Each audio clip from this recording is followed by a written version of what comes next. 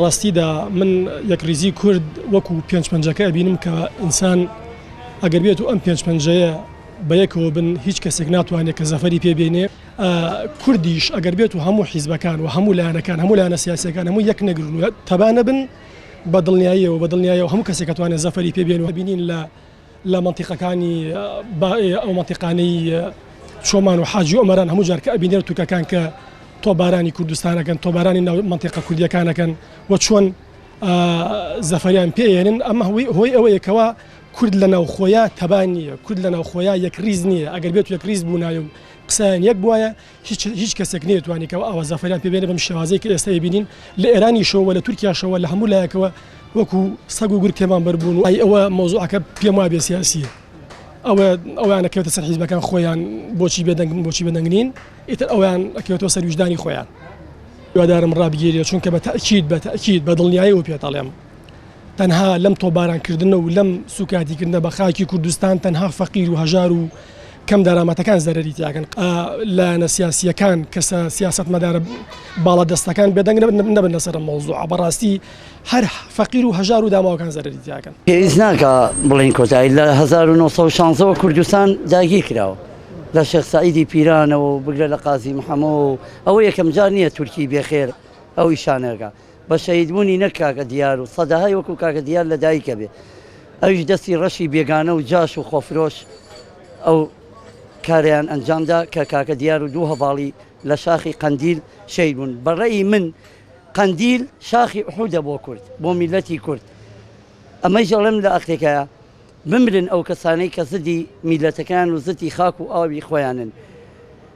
سەرکردە ئەبێ دڵسۆزی میلەت بێ، ئەوەی بۆ بەرزی وەتەن تێکۆشێ، لیباسی فەخری تاریخە پۆشێ، ئەوەی گەندەڵ و دز بێ میلەت ئەڵێ با بڕوا بەڵا لێیکەوێ.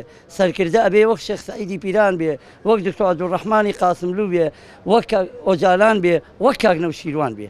بمرن ئەوانەی دڵڕەشن خیانەت لە خاک و ئاوەکەن، چون خۆیان مەسەلەیە لە قورئانی شات وەڵێ الوەطن من الئیمان. ئەوەی دڵسۆز بە خاک و ئاوی کوردستان نەبێ دوژمنە. ئێمە دایکی دووهەممان خاکی کوردستانە. پارە ئەڵێمەوە قەندیل شاخی ئوحودە بۆ گەلی کورد. ئەوە خیانەتێکی گەورەیە. چاویان ئەبینێ، گوێیان لێ، ڕۆژانە هاوڵاتیانی کورد شەهید دەکرێن لە باشووری کوردستان، گوێی خۆیانیان لێ کردکردەوە بوون بە ئەڵقە لە گوێی ئەتاتورک و کردۆخانێکان. بمرن و ڕوڕەش بن یاخوا. یەکگرتن لە هەموو شێ. ئەوەی خزمەت بە بێچووی گورگکە کە گەورە بوو دەدڕێزگی.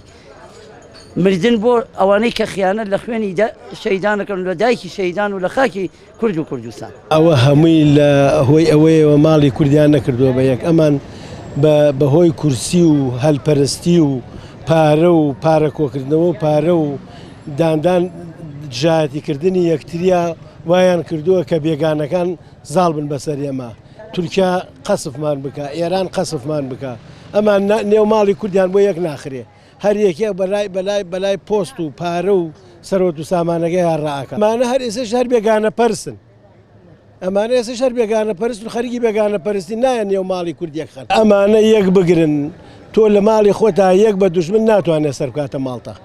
ئەمانە ئیسەش نەچن کلکایەتی بۆ تورکیا و بۆ ئێران و بۆ عێراق و بە کێو بە کێو. ئەمان نەچن ببن بە پیاویان، پیاوەتیان لەگەڵان نەکەن، هەوڵیان لەگەڵان نەدەن، لێیان نزیک نەبنەوە، ئیدانەی کارەکانی تورکیا و ئێران و تۆباران و قەسبەکان بکەن. بێ هەموو کوردێکە بێ هەڵوێستی ئەوەی هەبێ بە خۆپیشاندان بێ، بە چەکەڵگرتن بێ، بە مانوبوون بێ، بە داواکردن بێ، بۆ بەردەمی قونسڵەکان بێ کە ئەبێ ئێران و تورکیا ئەو قەسفانە ڕاگرن. داوە لە حکومەتی هەرێمی کوردستانەکەم، داوە لەو بەڕێزە ئەەکەم کە چووەتە سەر حکوم. پێش هەر هەموو شتێ داوە بکە لە سوپای تورکیا وازبێنێ لەم تۆبارانە. زۆر عیبە بۆ حکومەتی هەرێمی کوردستان بە بەرەوچاویوە ئاوڵاتیەکانی تۆباران بکرێت، ئاوڵاتیەکانی ماڵوێران بکرێت، ئاوڵاتیەکانی بسووتێ جەنازەی ئەو پیاوانەی کە بۆ فەقیری و دامایی خۆیانەچن بۆ سەر زەرعاتەکانیان و بەنەحەق تورکیا قەتڵ و عامیانەکە و ئەیانێرێتەوە لە ناوچەی هەرێمی کوردستانە، لەو ناوچە کە تێگەیەی ئەو بەڕێزەی کە خۆی ئیسەی ئیمڕۆ بووە بە سەرۆکی حکومەت هەر هەمویان لە ئەو شوێنە گەورە بوون هەمویان بەنانی ئەو ئاڵاتیانە گەورە بوون حەقە ئێستا ئەمانیش داوە بکەن لە تورکیا وازبێنێ لەم تۆبارانە چونکە ئێمە لە هەر شوێنێک بین کوردین لە هەر شوێنێک بێن کوردین هەر ماڵوێرانیە بەسەر مانابێ لە ئێران بێت لە تورکیا بێت لە سووریا بێت هەر شتێ بەسەر کورد بێت هەر کوردێ هەڵوێسی مەردانە نەوێ من پێم وایە کورد نییە تورکیا لە لای هەموو کەس ڕوون و ئاشکرایە تورکیا مەسلحەتی هەیە لە هاتنە تورکیا مەسەی فەکەکە نییە ئەگەر مەقسەی فەکەکە نییە ئەگەر مەقسەی فەکەکە بووە چەند ساڵێ لەمە پێشیش فەکەکە بوو ئەیتوانی بێ بەم دیوە ئەگەی تورکیا مەقسەدی هەیە تورکیا لە گوێبگرە لە کەرکووکەوە مەقسەدی هەیە تی ئەگەیەی لە مووسڵۆ مەقسەدی هەیە تورکیا من پێم وایە بۆ داگیرکردن دێت